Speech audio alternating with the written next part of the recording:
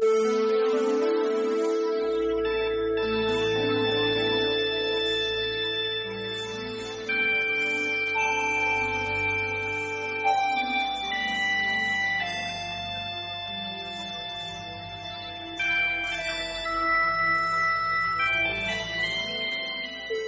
Shanti. Good afternoon, good morning, good evening, wherever you are. Welcome once more to our EGY session, the first for 2023. And of course, we greet everyone a new and blessed new year.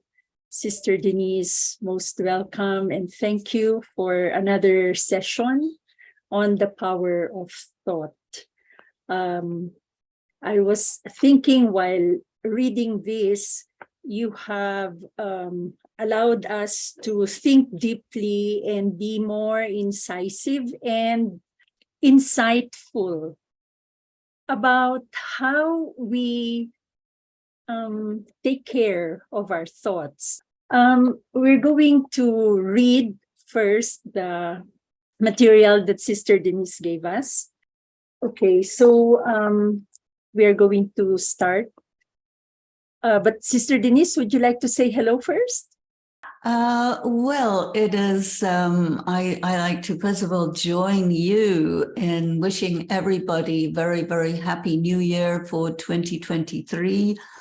And if you look at the news, you will see that it's starting with the crashing and banging, and California is having a big storm at the moment, and climate change is really with us. And I think that what we want to do together today with our work on the power of thought is to also look at how using the mind, using thought in ways to cause things to be stable and steady. I think that we can function as a kind of gyroscope to hold everything together. So I look forward very much to the session. So, of course, I am sure many of us have read the material.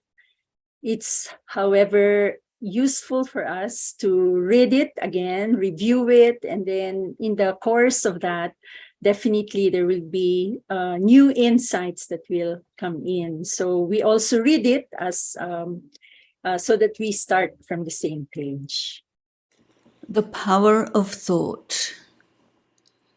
Thought produces vibrations and atmosphere around you and in the feelings of people in the vicinity.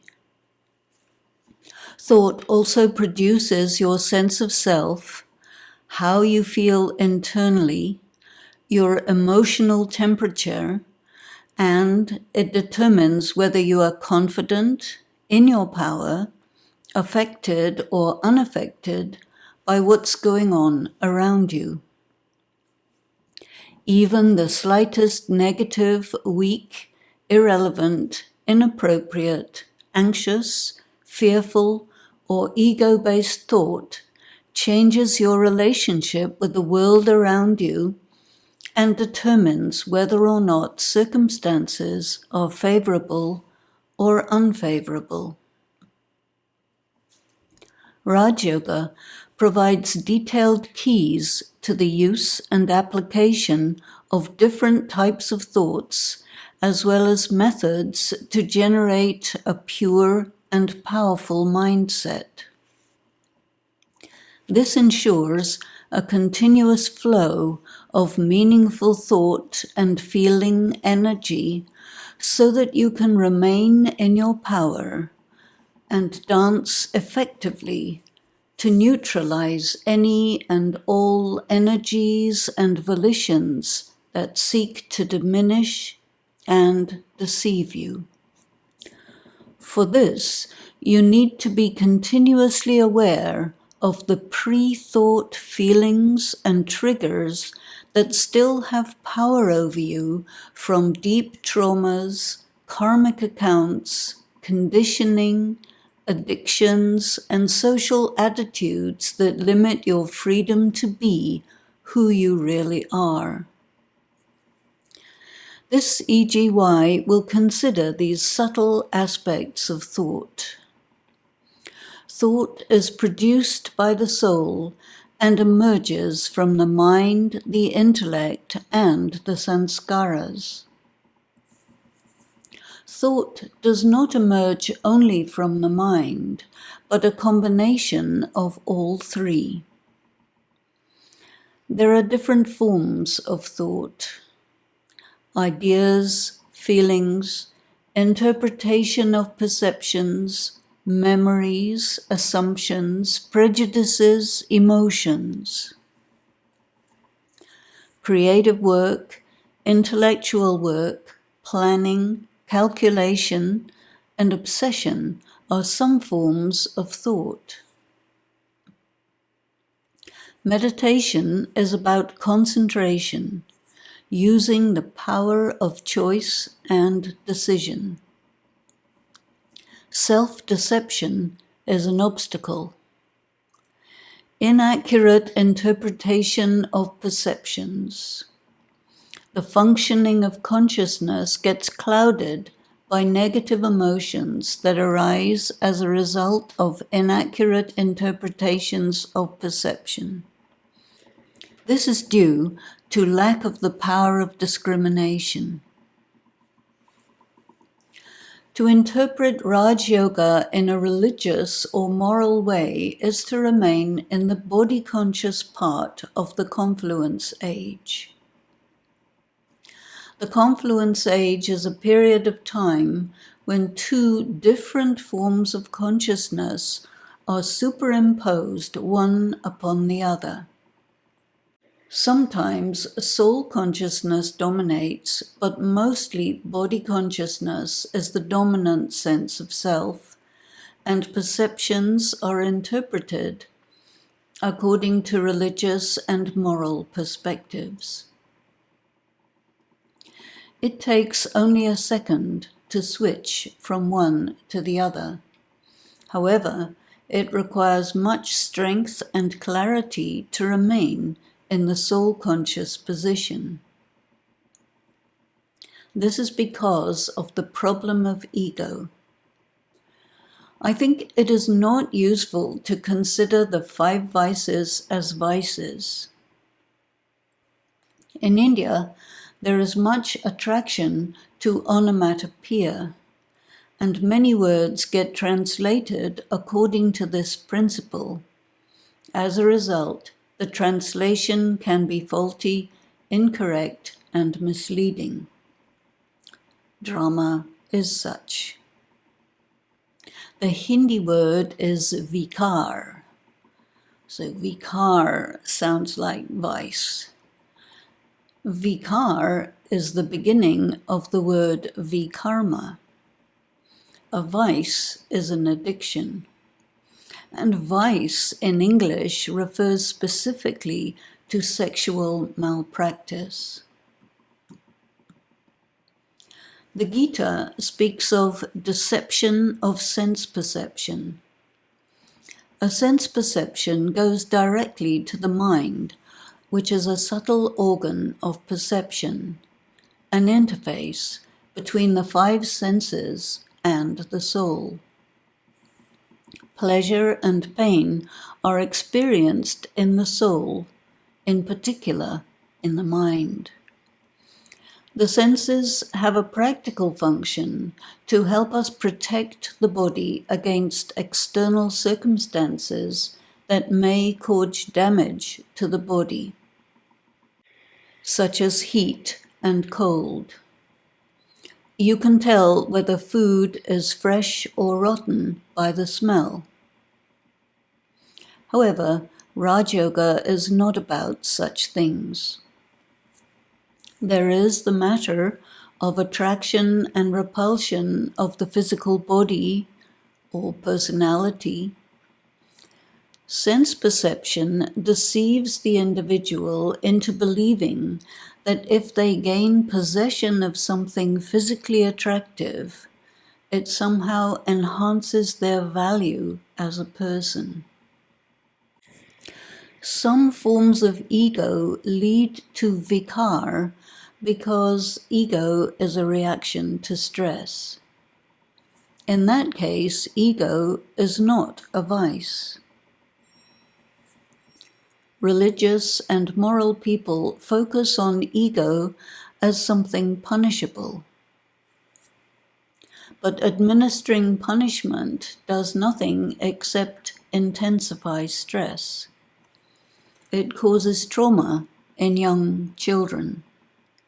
Consequently, the religious, moral angle on life is the worst possible, leading to an oppressed, constricted, guilt and shame-based social world. It results in distortion and disempowerment of the soul.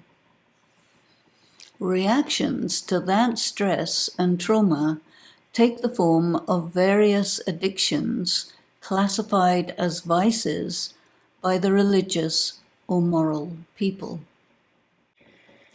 Other forms of ego are based on faulty social conditioning and education. Like some children are raised to believe they are superior to others on the basis of their skin color, musculature, social position, possessions. They are trained to be violent, abusive, misogynist, racist, and distorted in other ways through propaganda. To tell such a one that they should become humble is completely meaningless and ineffective. Many moral and religious people believe that humiliation makes a person egoless. However, it actually intensifies the ego problem and forces the victim into inferiority complexes and makes them even more defensive. All this is a product of the patriarchal system, and most of the world functions on this basis. The challenge is to extract oneself from this system while being immersed in it. Shiv Baba provides us with all the necessary thoughts and information that enables us to live in the midst of religiosity and moralistic authoritarian performers, and yet remain in self-respect, purity, independence, freedom, and immunity. The challenge is to become what you know. Knowing is important, but becoming requires immense spiritual power. Many BKs get accused of intellectual arrogance. What is this exactly? Ego is often referred to as a mask. It is a mask that covers spiritual, emotional, and social wounds, deflecting the attention of spectators away from the damaged self through gaining their attention on the performance. Intellectual brilliance is an effective performance mask that causes most spectators to become impressed and get taken in, losing sight of the wounded soul behind the mask. Intellectual brilliance, beauty, and talent is great and important, and certainly the soul-conscious person is endowed with virtues, specialities, and talents. So what is the difference? There is a difference in vibration. Vibration comes from the mind, insofar as the mind amplifies the expression of the soul. A soul in pain, with all the powers of endurance, accommodation, tolerance, etc., is not distorted. That soul has their self-respect, independence, and freedom. Such a soul has clear perception and is not deceived by anything going on in the drama that can be perceived through the senses. Such a soul is neutral. On the other hand, a soul in pain, when there is insufficient spiritual power, does not have full access to the powers of yoga, and therefore must use some form of ego mask to cover their suffering. In the case of using the ego mask of intellectual brilliance, the spectators will be impressed but not engaged, because they will have been slightly or greatly disempowered. When intellectual brilliance, beauty, and talents are expressed by the soul-conscious person, the spectators feel engaged, empowered, included, and strengthened in their sense of self. The good example of this is Dadi Prakashmani, whose greatness never made anyone feel small. What heals the wounded and corrupted soul? Making Gyan and Yoga a priority. Taking power from Shiv Baba. Performing pure karma. Catching the self, dropping into body consciousness or using ego masks, and bring the self back to soul consciousness. How? Noticing one's own vibration, remaining in your power, remembering who you are, keeping your mind filled with your relationship with God. Who do you talk to? Yourself and God. Talk to others from your essence. Gradually, the elements of your being become aligned. Ego masks are needed progressively less. Corrupt aspects of the soul erupt and give the impression of distress and negativity. This is to be endured. It means only that it is leaving you, nothing else. The mind must interpret such events accurately and remain unfazed. There is the matter of attraction and repulsion of the physical body. Sense perception deceives the individual into believing that if they gain possession of something physically attractive, it somehow enhances their value as a person. Sister Denise, that's so deep. When I read it the first time yesterday, I was saying, Sister Denise like opened another dimension of the power of thought. So those are the impressions that I had. So we turn to you and we would love to listen to more of elaboration on that. I thought that it's probably a good idea for me to sort of go over it and go into a bit of detail about it, because I think it's a bit different from what we normally see. I know that I had a few responses from people who read it beforehand and who said, oh, we haven't heard about this before, so that means it's good for us to go over it. And thought is such a subtle thing, and we are used to in many ways not being really very subtle about how we approach Raj Yoga. And I remember in the years that I was spending time with Dadi Janki one-on-one, and she was really mentoring me. She used to say very often, look, this is very, very subtle. So the most important thing you have to do is work on bringing yourself to a more and more subtle state of consciousness so that you can perceive and grasp the subtlety of what this is.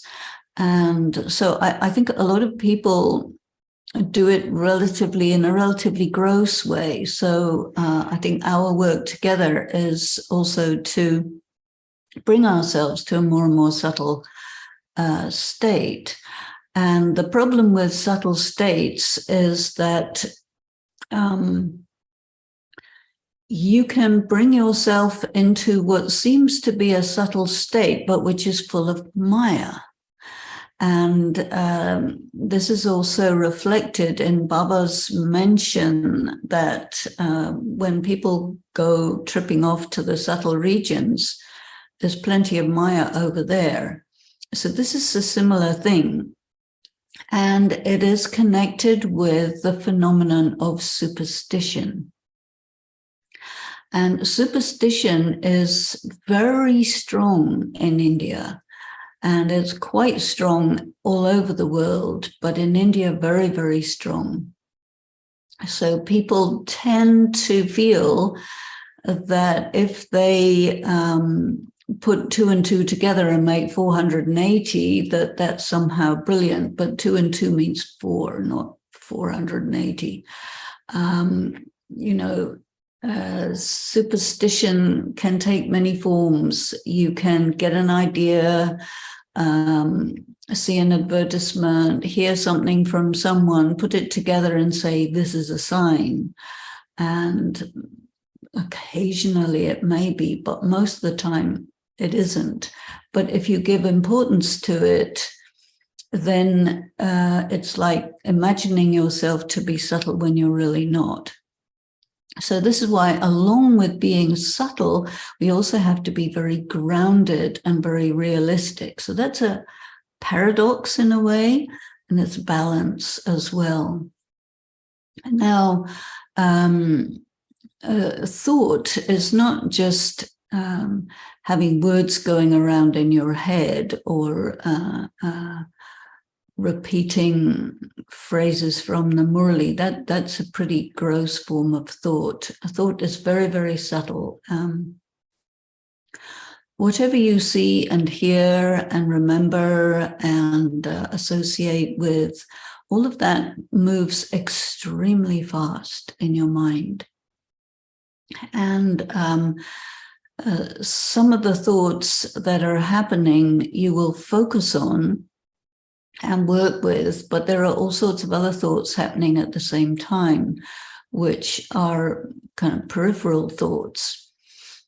So, there are some people, and they say this, I don't know how true it is, but they say women are very good in multitasking. That means you can hold many different thoughts at the same time and do many different actions at the same time. But as well as that, thoughts are consecutive.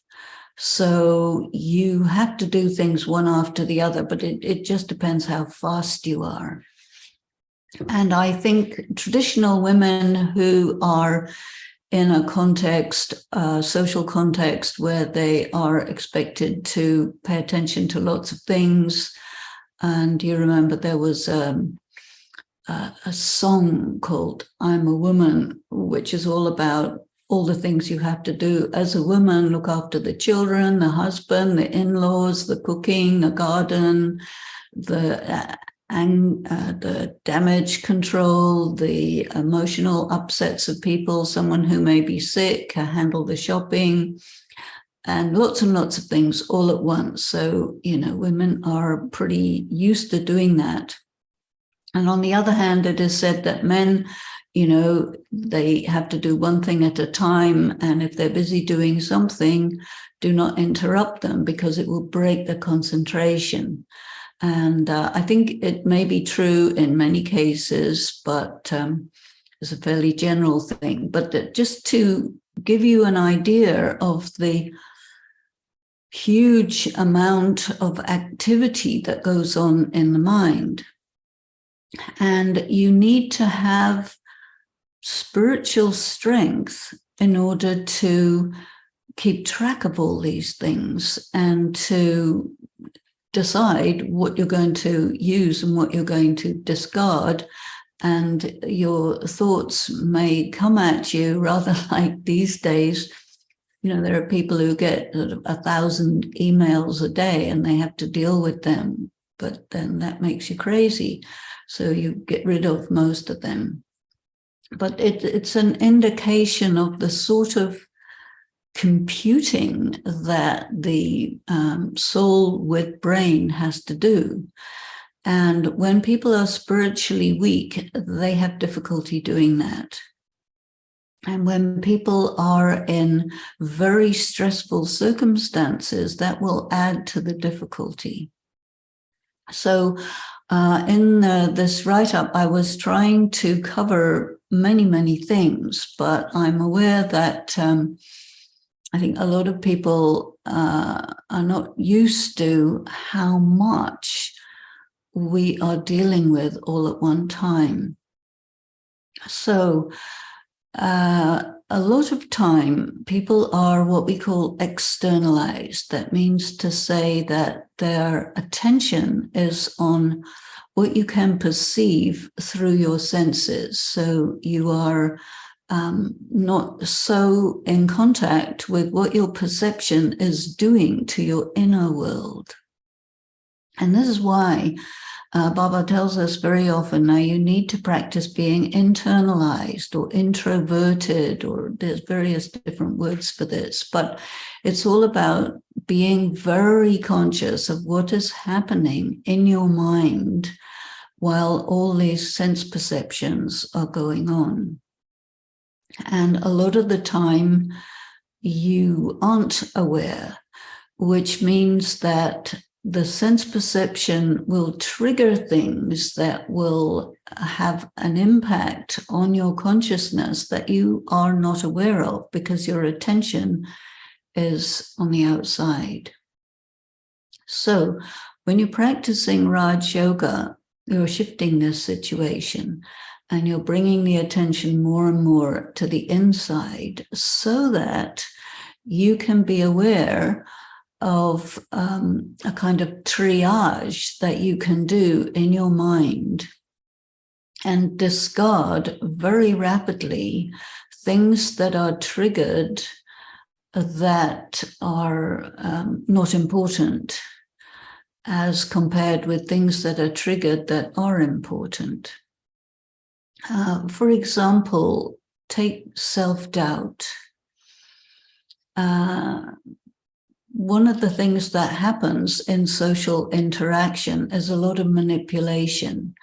And part of the manipulation involves using tried and tested methods to condition people to be susceptible to certain kinds of manipulation. It's a very complicated thing.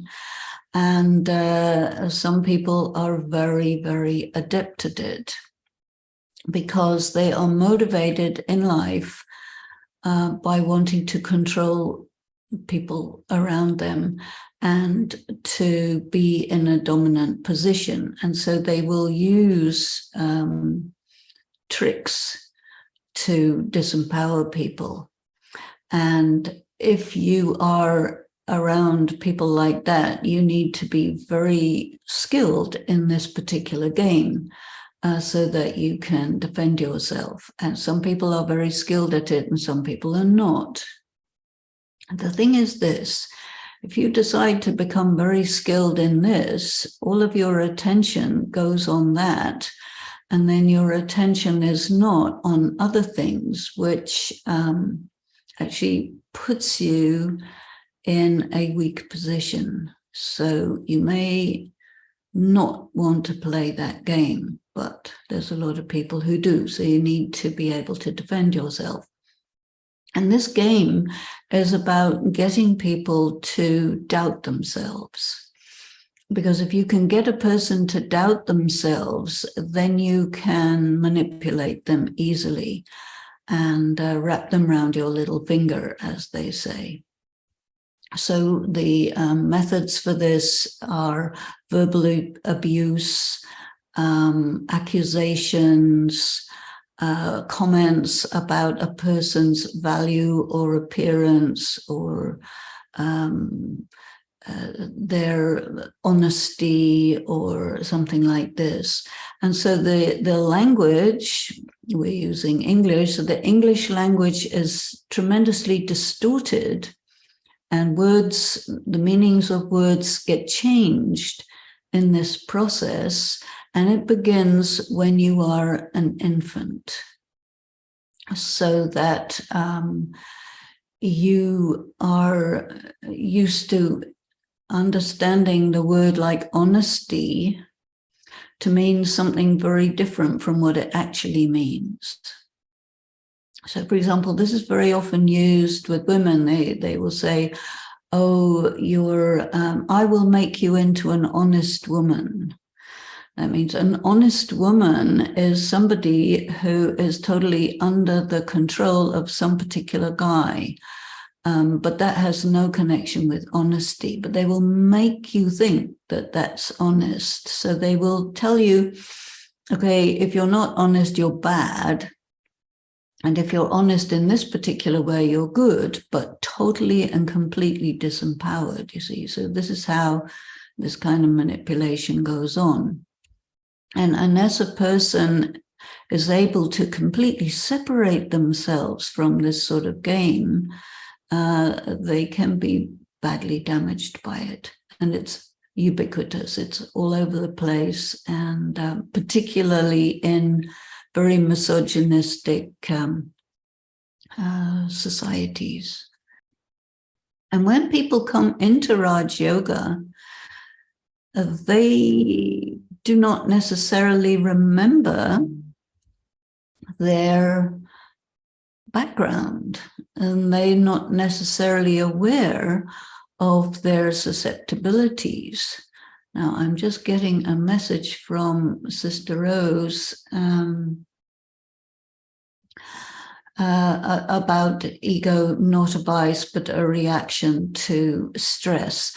And I will do that now because it's very much something that happens in this game that I'm talking about.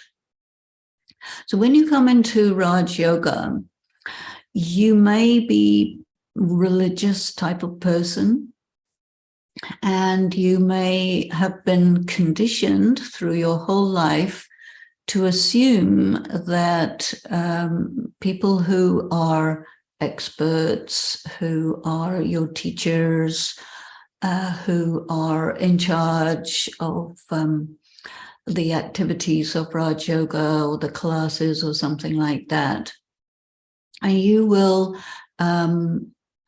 be inclined, you will have been conditioned to give away your power to people who are moral authorities.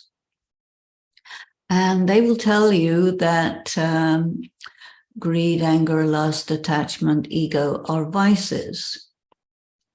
And now, if you look at these words carefully, you will find that, okay, they may be classified as vices, no doubt, but these are feelings. These are emotions. And so what they're telling you by saying your emotions are vices is you are not permitted to have emotions, because the emotions that you have make you a bad person. Then, on the other hand, you have the qualities, love, peace, bliss, purity and happiness and these kinds of things, you see.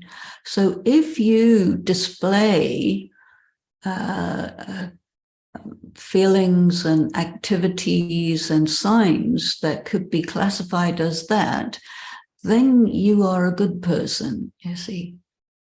So all of this creates artificial characters who are in many ways oppressed, and they're not really able to be real because they're equating being real with being bad. And this happens to people who are religious because religious moral authorities train people in this way. So you come from a religious experience or religious background into Gyan, you will bring all that baggage with you and you will have no idea that that's what you're doing because it's you're not conscious about it.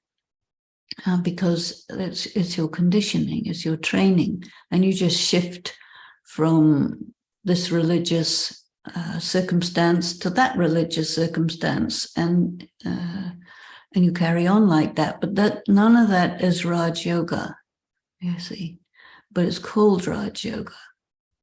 So it creates confusion.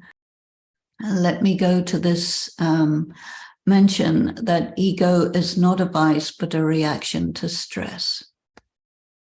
So this word ego is defined differently by different people according to their conditioning, according to their education. If you've been raised in psychoanalysis, then ego is a good thing. If you've been raised in moral kind of Christianity, Judaism, Islam, Hinduism, Buddhism, or whatever, ego is a bad thing. So there's a discrepancy there between the psychological angle and the religious angle because they're using one word to mean two different things. And this is a problem of language because the language gets distorted according to use and we may say abuse. When Baba says body consciousness, that is what is called ego. Body consciousness, ego, is also called false ego. That means that you think you are, according to a sense of identity that you have been given by how you were raised. And when people are raised in a very moralistic situation where it's religious or punitive, which is a lot of the world, then you experience a lot of excessive punishment. It can be by words or by physical suffering and pain inflicted. But the person is deemed by the society to be bad, fundamentally bad, and that the parents, educators, and religious authorities have to make that person good. Now, if you look at people who do really, really bad actions, you will find in just about every single case that this person who behaves like that was raised in a extremely vicious and violent, unreasonable way, and that their behavior is actually a reaction to that. And So one needs to pay attention to it. For example, Brahma Baba said that no human being has any right for any reason to strike a child. This is God speaking. And what do people do? Totally the opposite, because they believe through their religious background that you have to. And so this is what I call the toxic conventional morality. So one thing that people don't do is take into consideration the extent to which they are distorted by the behavior of the people who make you believe that they are good and what they are doing is right. And this distortion has to be undistorted. But the reaction to all of this takes the form of what we call ego masks, because you have to protect yourself from that, and you have to get people to not violate you. And so some people become what the psychologists talk about as fight or flight or freeze. These are the reactions, and all of this is called ego. And calling it a vice means it's punishable, which means people have a right to damage you and then to damage you more when you react to that damage that they did in the first place. This is why I say that ego is a reaction to stress and not a vice. Because what do people do? They say, oh, you have ego, therefore you are bad. And in this way, they make the person doubt their natural responses, their natural self-defense responses. You see, so all of this creates a tremendous amount of disturbance in the minds of people. And it diminishes their ability to function effectively in the social world. And so this is very poisonous. And this is what Baba called in the Murli today, Maya's Mat, Maya's ideology. And so what God does when he comes onto this earth is he says, by the way, all of you, by the way, you are pure, peaceful, powerful, loveful, blissful beings of light. That is your identity. And what do the moral authorities tell you, including those people who learn Raj Yoga and then teach it, but who haven't undone the effect of their religious backgrounds? They will tell you you're a pure, peaceful, powerful, blissful, loveful being of light, but they will act towards you as if you are a person who needs to be corrected all the time. And they will, in the name of love, they will give you a hard time. And this creates moral confusion.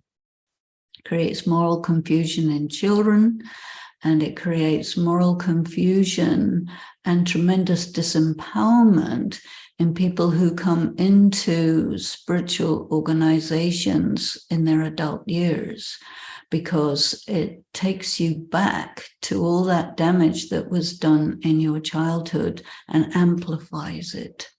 And so this is something to be careful about.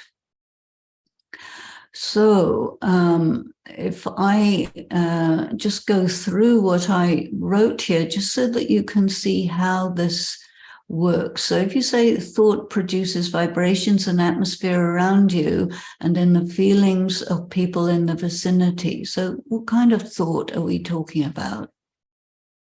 How do you feel about yourself, who you are? You know, sometimes people feel okay, but it doesn't remain like that, because there may be something that happens and all of a sudden they feel not okay. So you are switching between the empowered sense of self to a disempowered sense of self. And this switch is triggered by external circumstances, which can be very tangible or they can be very intangible. And there are moments in everybody's life where a feeling just arises out of nowhere and you feel uncertain about yourself. And you don't know where it came from, but it's powerful and it can take over. And this is what gets people into a depressed state. And when you're in that kind of state, then the way that you interpret what's going on can amplify it. And so this is danger. So whenever you experience such a wave of thought where you feel uncertain about yourself, or you feel sad, or you feel like that for no very good reason, in Raj Yoga, what you need to do is, even though I feel this thing, I am actually a pure, powerful, peaceful, loveful, blissful being of light. And this feeling that I have, I do not need to give it any attention, because if I do, it's going to pull me down, and I don't have to allow that. So this is what you have to do. But a lot of people don't know this, and so they don't do it, and you have to catch it quickly. So Baba talks to us about Maya. And Maya is defined variously as delusion or illusion. And so when all of a sudden, maybe even this can be triggered by something somebody says, which is demeaning to you, and you will all of a sudden get pulled into this powerful sense of weakness, internal weakness, and lack of confidence. And so you have to immediately label that this is Maya, this is a delusion, this is not true. This is somebody who's triggering something that was not true anyway in the first place, and I do not go there. You see, and you have to really remind yourself that this is real.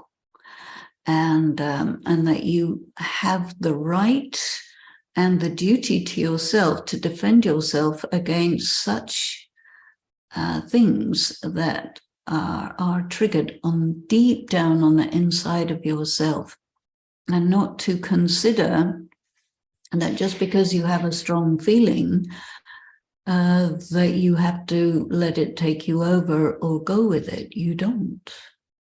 You really don't. And especially someone in a position of authority around you may have discerned that you are susceptible to being disempowered in this way, and they will use words that will take you off balance and trigger this very easily. And you have to know the game that's going on and not get taken down. And that's just part of life skills. Because you know that everybody is basically a pure, powerful, peaceful, loveful being of light, but not everybody is soul conscious all the time, if hardly ever. And so you have to be fast. Sometimes Baba uses the word Tivra Purusharati, which is usually interpreted or translated as intense effort maker. But in fact, it's not intense, it's fast. So a fast effort maker is someone who will catch these triggers, whether they come from something deep within you, a trauma, an old wound, whatever it is. You have to be quick to recognize it, quick to act on it, and keep yourself stable and positive regardless of all of that.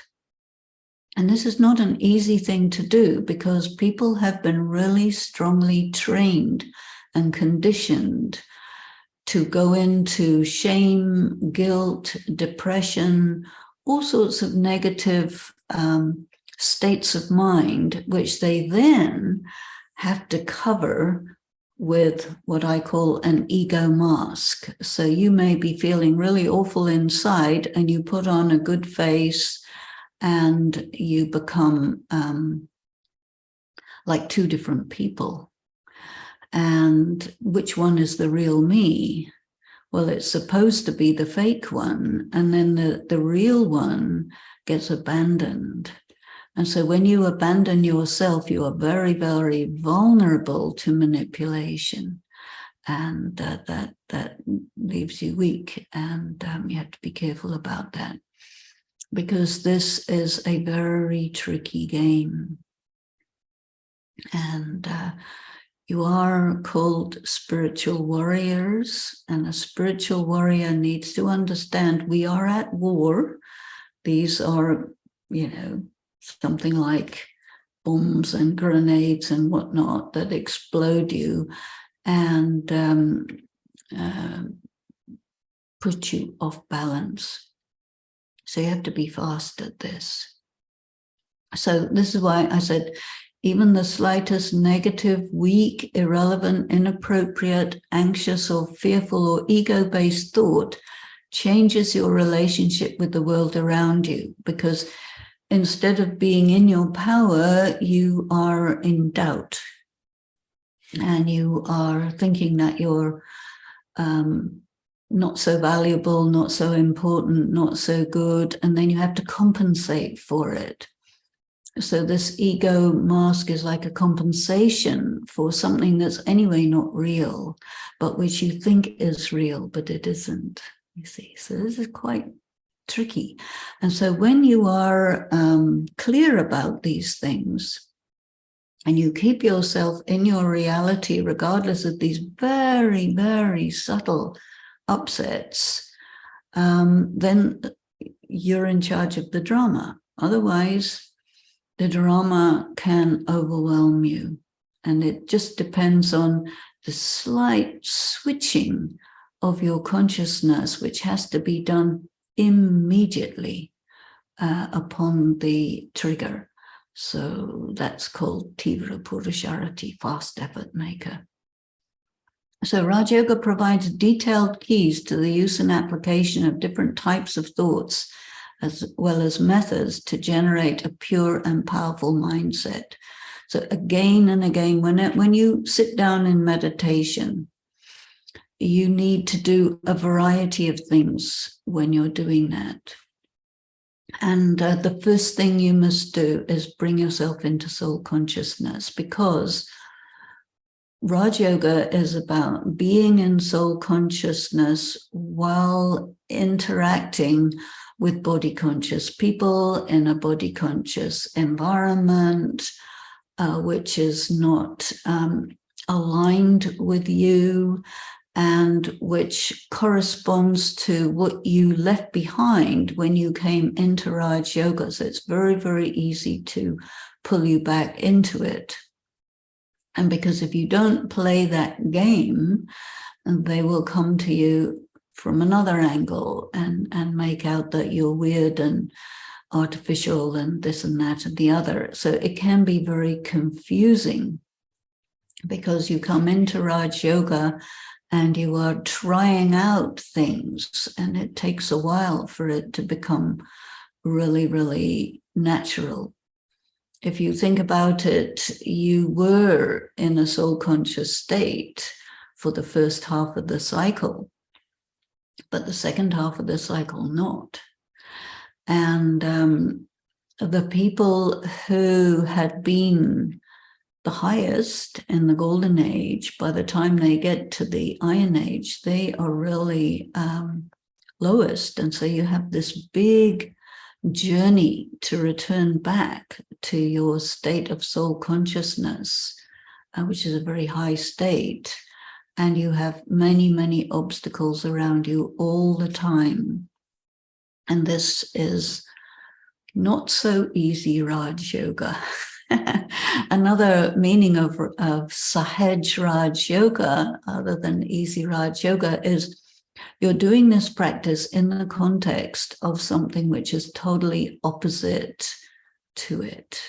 And you have to get skilled in this practice while in the context of its opposite. Because if you don't do it in that context, you will acquire a skill which can be broken very easily, and that's not useful for you. So a continuous flow of meaningful thought and feeling energy. So that means the more you are on your inside of yourself,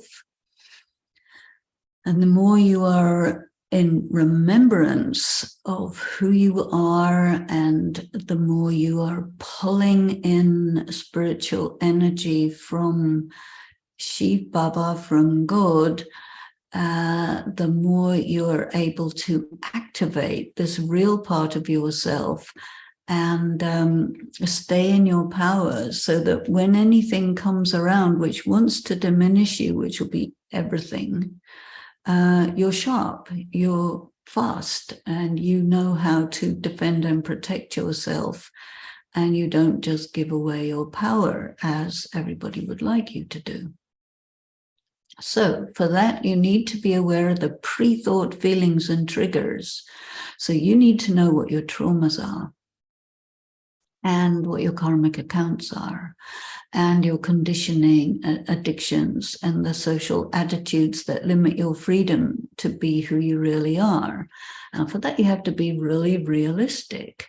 And a lot of people in Raj Yoga don't really understand the need to be realistic. And they say, oh, you should forget all that. But you can't actually forget it until you've worked through it. Then you can forget it. But if you avoid it and call that forgetting it, you will be under its influence the whole time. So this is where even the use of the word forget is a kind of distortion of what is really needed. So I think that most people have had all sorts of traumas, and it is said for Raj Yoga that you can't really come into Raj Yoga until you feel the need for it, and you feel the need for it when you've reached a state of disempowerment that is really uncomfortable for you, and you say, well, we don't want this anymore. We don't want to be in this state. This is not right. I need power. I need information. I need to figure out what's going on here.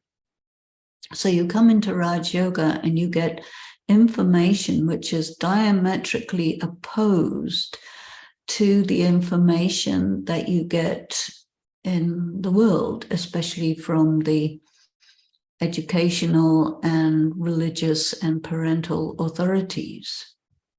If your education is science, that's okay. But you have what's called as a moral education. And this moral education is supposed to be good for you, but a lot of the time it's really quite bad for you. But you can't tell the difference because you don't know. So it's really a lot of deep inner work to understand your traumas and the emotions connected with your traumas, and be very clear and honest about it. And this process of becoming honest about it allows you to see your ego masks that you normally use to cover up or to compensate for the wounds that you acquired on your journey through life before you come into Gyan. And another thing that is very common is that you get in Gyan, either in centers or on the service field or whatever, you get circumstances that are the same. Because you, as a human soul, need to get through your stuff.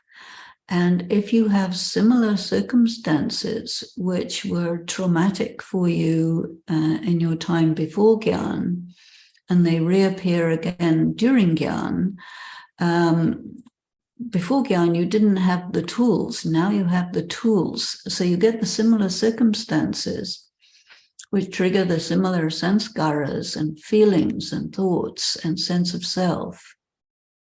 And so this is a circumstance in which you get to practice to use those tools. So you have to stand up for yourself, represent yourself, acknowledge to yourself, and let people know who you are, because they will project on you in the same way as others had projected on you and which you accepted, now don't accept. And so there's a lot of work, and it's deep inner work, and you have to do it while being stable. And in many ways, you're doing the work without anybody knowing that you're doing the work. And it's very, you can say, acute, because your feelings are raw at that time. And so you need a lot of power to process raw feelings in a public arena without anybody seeing what you're doing, because if they see what you're doing, they stick it to you. And so this is a big skill. It takes quite a bit of time to acquire this. And this is very, very powerful and deep work. But most of the people around you, especially even those who are in the practice of Raja Yoga, will not be aware of what's really going on here. And so you have to be functioning at many levels at the same time. It's a kind of multitasking in the midst of an environment, but always go back to your fundamental vibration of soul consciousness. And this, all the times where we're sitting for meditation, Amrita Vela, traffic controls, evening meditation, whenever you are meditating and studying, you are preparing yourself to go into the social arena where your weaknesses will be triggered. And your preparation of meditation is an accumulation of power which allows you to feel those things without reacting to those feelings. And in that way, you are becoming neutral. And this is a way of becoming free from the karma. It's a sort of karmatit stage. When you get wounded by someone else's bad behavior, you may say, oh, they did a bad karma, so they are going to suffer for it. Okay, that's very superficial level. But you experienced pain from somebody else's bad karma. That experience is also your bad karma. Not that you did something bad to be punished for, but no, you experienced a wound, you took that wound into yourself, and it weakened you. So now you have to strengthen yourself and unwound yourself. This is a very deep thing. So this is work.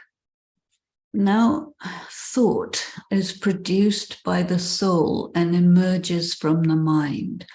So Baba talks to us about the mind, the intellect, and the sanskaras as subtle organs of the soul. Just as the body parts are organs of the body. So your eyes, ears, nose, fingers, tongue, whatever, which can detect sense perceptions, these are organs of the body, sense organs.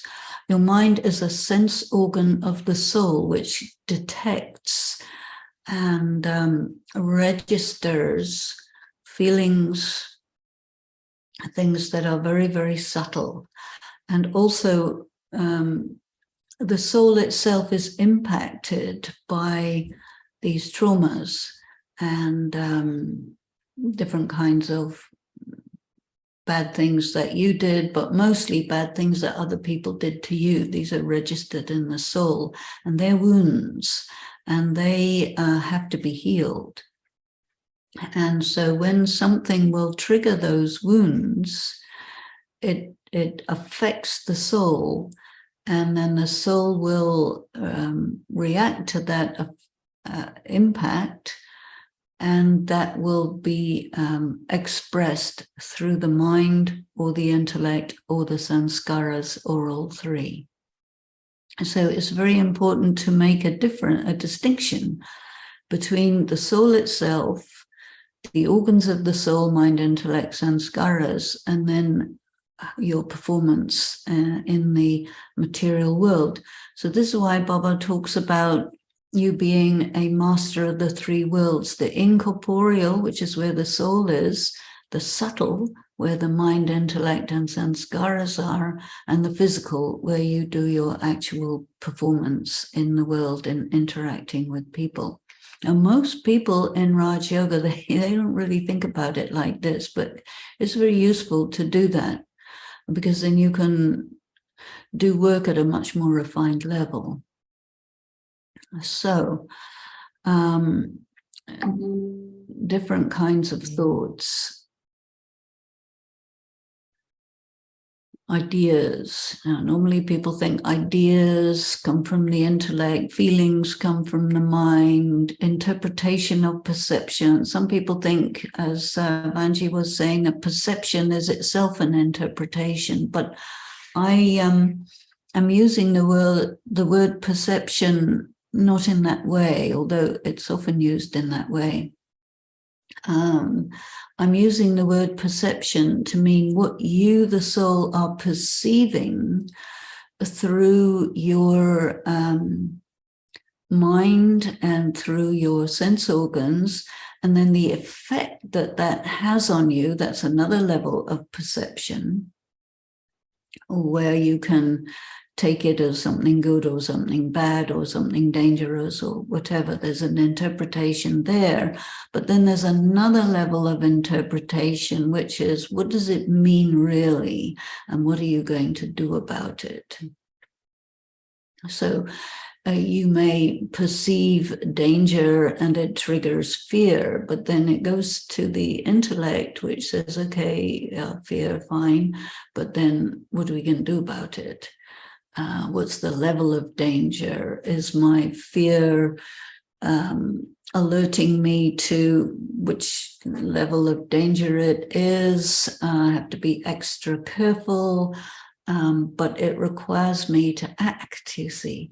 And so then the intellect has to be working to see, okay, what bit of jnana am I going to use?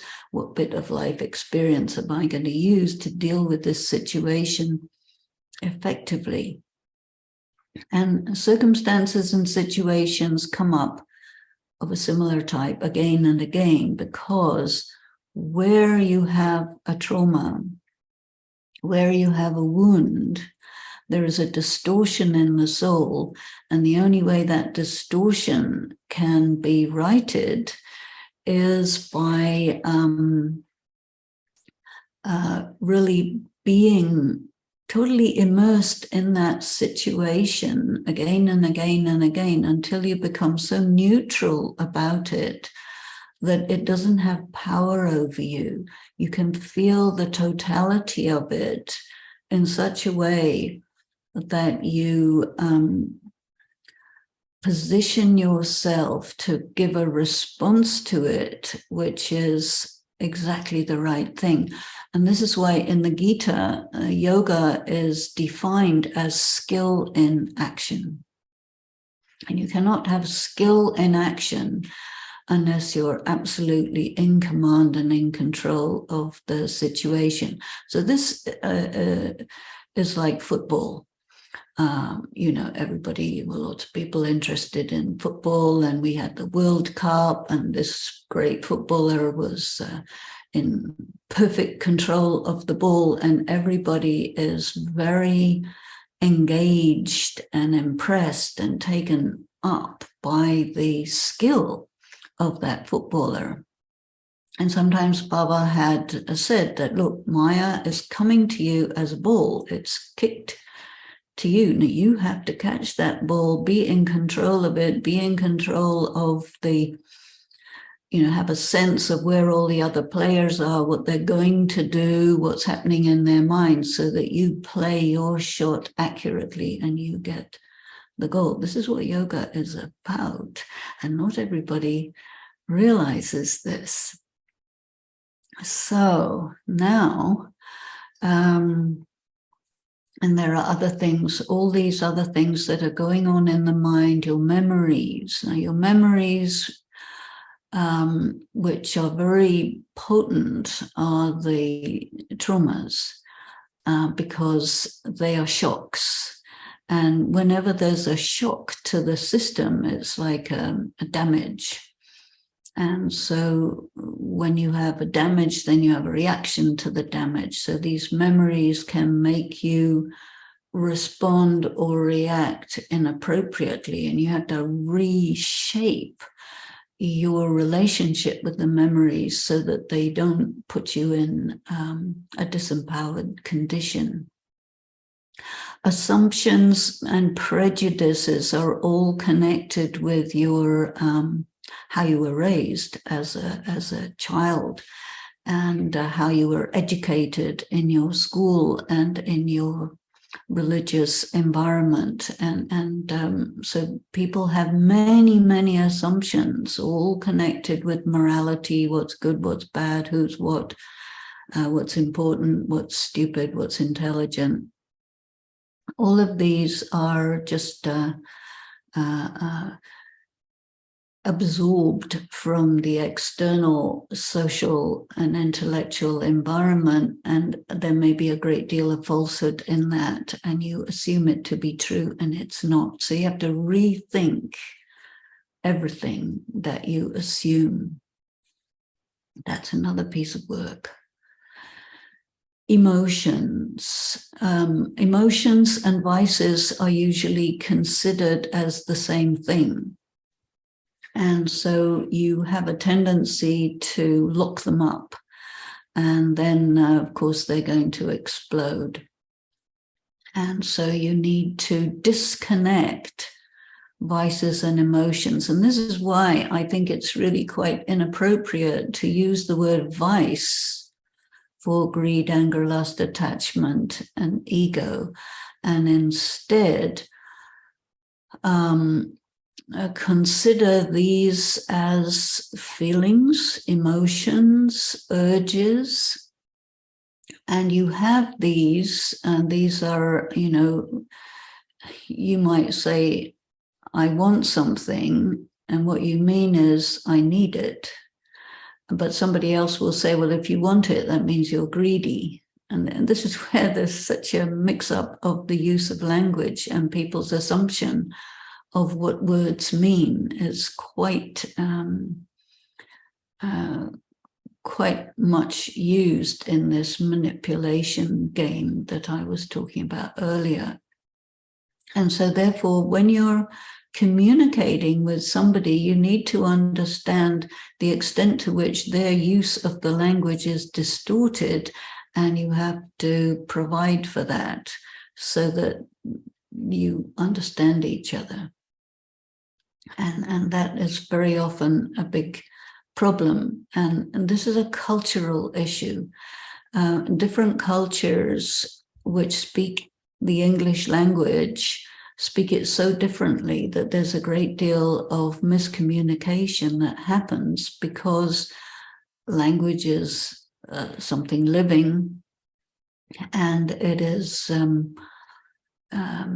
it assumes different meanings by different people who use it in different places at different times. And when you have a big mix of cultures, which we do have in this world, then you get a lot of miscommunication because of people thinking that this word means this and finding it means something else. And even now the dictionaries are very, I think, to blame in some of this, because they will take how an English word is used in America and assume that that's universal, and it doesn't mean the same thing in England, it doesn't mean the same thing in Australia, it doesn't mean the same thing in India. And so it's an issue that we have to just be aware of, and sometimes define your terms is quite a useful thing to do. Now, one thing that I did mention is that inaccurate interpretation of perception is due to lack of power of discrimination. And this power of discrimination is developed very slowly over the years due to experience, refinement of your yoga power, and it's a deep thing to be able to be really neutral, really clear, really understand everyone and everything that's going on around you, and select what's real and discard all the bits that are unreal. Now, I'm looking at the time and seeing that I've taken quite a lot of time, haven't got very far down this document, but maybe this is a good time for me to just refer back to Vanji. Okay, thank you so much, Sister Denise, for elaborating and breaking down for us the different aspects of the material that was posted. So go deep inside and feel your essence. Feel your purity, your integrity.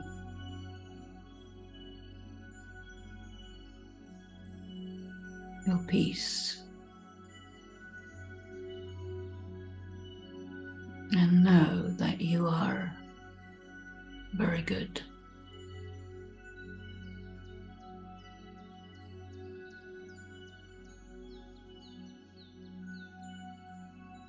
Even if you're wounded, it's temporary.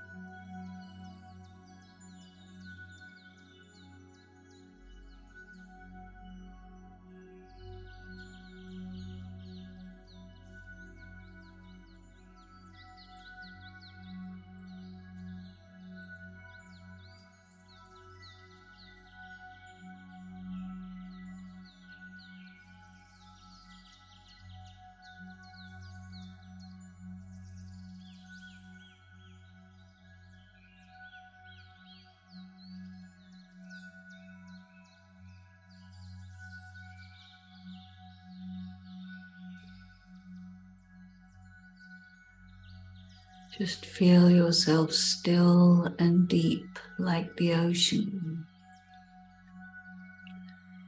capable of big storms, but deep down, still, quiet and deep.